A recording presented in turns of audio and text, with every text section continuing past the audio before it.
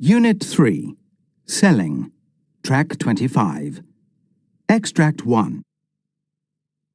I like shopping for things I'm interested in buying, like clothes, but I really hate going to the supermarket. I just find it really boring, walking round and round looking for things. Supermarkets don't seem very well organised for customers. They have fruit and vegetables near the entrance, but then heavy things are further away, and they move things around, which makes it difficult. Often the staff don't know where things are and can't help you. Unit 3. Selling. Track 26. Extract 2. I love the internet for shopping. I buy lots of things on it. It's just so easy and convenient. Most retailers now work online. You can compare prices and products so easily. I also like the auction sites like eBay. You can get some real bargains. Some people say it's risky to shop this way. Things can go wrong, but I've never had a problem. A lot of my friends like shopping malls, but I really hate them. They're always so crowded, and they make me feel tired. Unit 3. Selling. Track 27. Extract 3. I enjoy the experience of shopping. You know, being a customer, being made to feel special. I prefer specialist shops where service is more personal, where people remember you, know your name and can help you. I also like trying to get discounts when I'm shopping, actually doing a deal with the assistants. I really enjoy shopping for shoes. I don't think it's something you can do on the internet, although I know people do.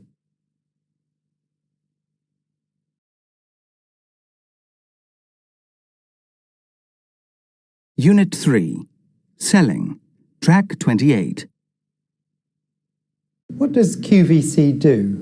QVC is a global multi-channel retailer. We sell product across a wide variety of categories, from food through to fashion, through to accessories, through to beauty, to gardening and DIY. And we sell to consumers in Germany, Japan, USA, UK and Italy. And we sell both through the television and online. Unit 3. Selling. Track 29.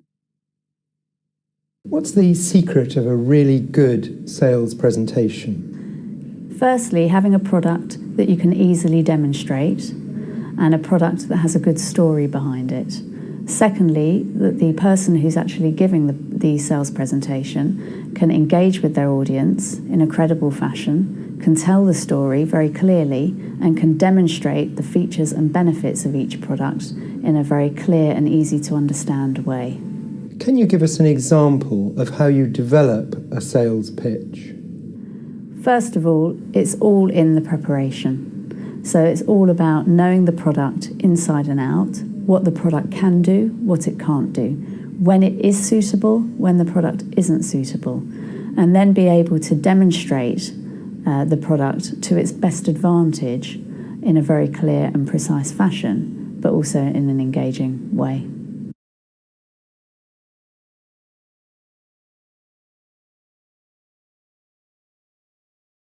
Unit 3. Selling. Track 29. What's the secret of a really good sales presentation? Firstly, having a product that you can easily demonstrate and a product that has a good story behind it. Secondly, that the person who's actually giving the sales presentation can engage with their audience in a credible fashion, can tell the story very clearly, and can demonstrate the features and benefits of each product in a very clear and easy to understand way. Can you give us an example of how you develop a sales pitch? First of all, it's all in the preparation. So it's all about knowing the product inside and out, what the product can do, what it can't do, when it is suitable, when the product isn't suitable, and then be able to demonstrate the product to its best advantage in a very clear and precise fashion, but also in an engaging way. Unit 3. Selling. Track 30. What was QVC's most successful product sale and why? We have many successful product areas.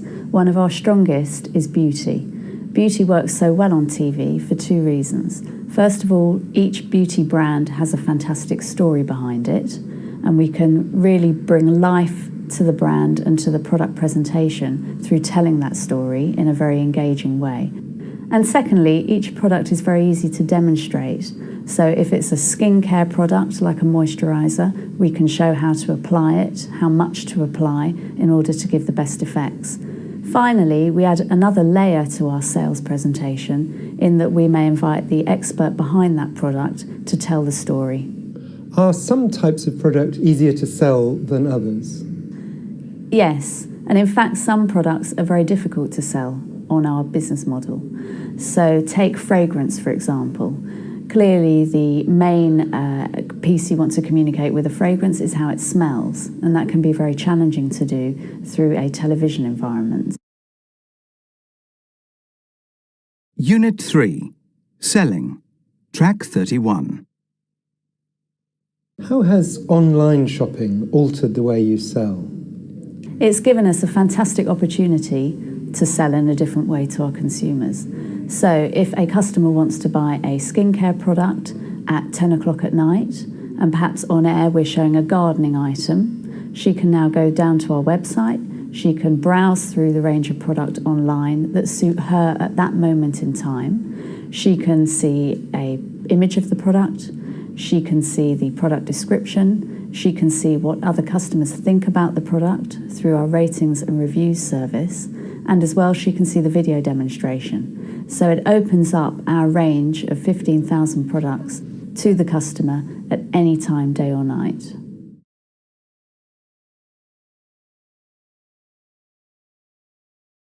Unit 3. Selling. Track 32.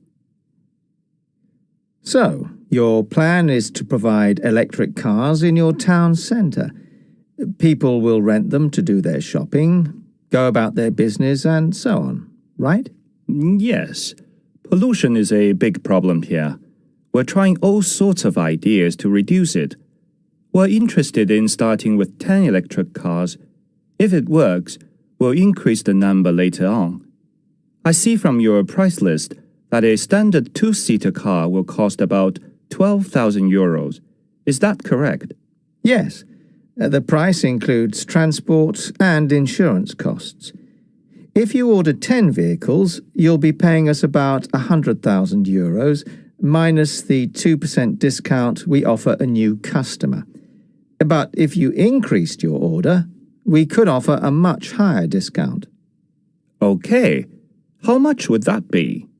Well, for an order of 20 or more vehicles, the discount would be 5%.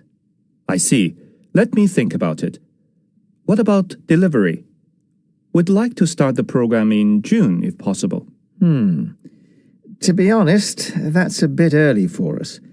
We've got a lot of customers waiting for delivery. We could possibly deliver by late August, all being well. That might be okay, if you can guarantee delivery by then. I'd have to discuss it with our production department. I'll get back to you on that. Good. How about the warranty? We'd like a long period. It's for 2 years. That's what we normally offer. Only 2 years? You know, if you could offer us a longer warranty, we'd be delighted. How about 5 years? Well, that's much longer than normal. It could be all right, as long as you pay more for the longer period. I don't know. I'll check with my colleagues. I can't give you a decision right away. Okay, what about payment? Do you offer credit terms? I'm afraid not. It's company policy for a new customer. We need payment by bank transfer on receipt of the goods. Oh, and we ask for a down payment of 20% of the value of the order. A down payment as well? I see. Right. Well, I think we've covered some of the main points. How about some lunch now? After lunch, I'd like to discuss after-sales service. It's important for us that you give reliable sales support.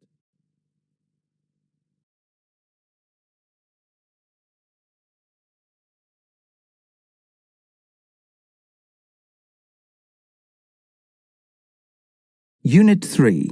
Selling. Track 33. I suggest the first item should be the length of the agreement. We need to agree how many years we want it to be for.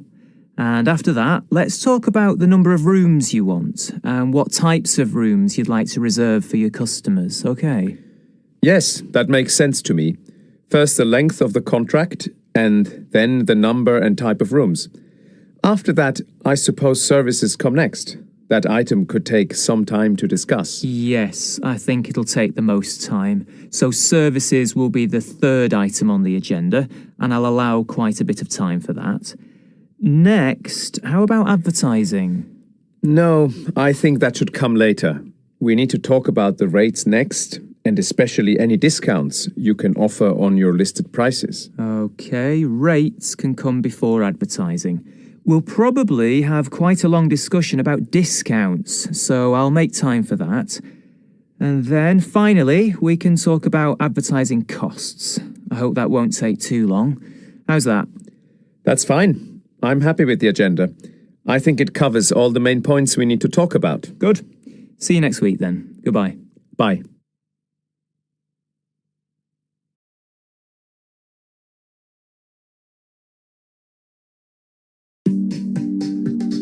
Liz Crede is an organisation development consultant. She believes that the results of any organisation can be improved by building the quality of the relationships within it, whether they're person to person, team to team, department to department, or organisation to organisation. Liz, how can each side benefit from this partnership? I think both sides will benefit by getting more business through it. And the main reason that they'll get that business is that together they can provide an end-to-end package. By that, I mean they can provide a one-stop shop, a one place where they can get their travel arrangements and the accommodation arrangements all sorted out in one easy go. What are the most important issues to be agreed?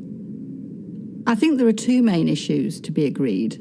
The first is the quality of service provided by both the plane company and the hotels. These types of customers are going to want good facilities, easy access to the internet, probably not so much on the meals front because they might well have other meal arrangements to go to. The second area is in the length of contract, because I think it's important that customers have a reliable and dependable service that they can come back to over many years. How would you advise each side in this negotiation? I'd advise both parties to look at it as a win-win situation. By that I mean getting the best solution for themselves, but also the best solution for the other party. Particularly for the plane company, I'd advise them to look at the length of contract that they're going for, maybe having a longer contract with a breakout clause, so that if something goes wrong, they've got the opportunity to stop the deal. For the hotel company, I'd advise them to look at the number of executive suites they're offering, because the majority of clients of the plane company are business travellers.